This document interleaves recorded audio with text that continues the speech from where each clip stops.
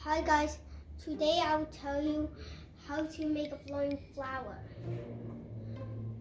Okay, so first, to start off with is to first place a glass block anywhere and then make sure there's this wall with a laser on it. I'm just kidding. And then place a dandelion on top and then place 2 blocks to the right and then place snow around this part, but don't do these two.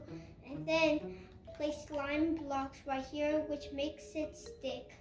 And then place a button right here, click the button and then break the block under the flower, and then there you go, you got a flowing flower.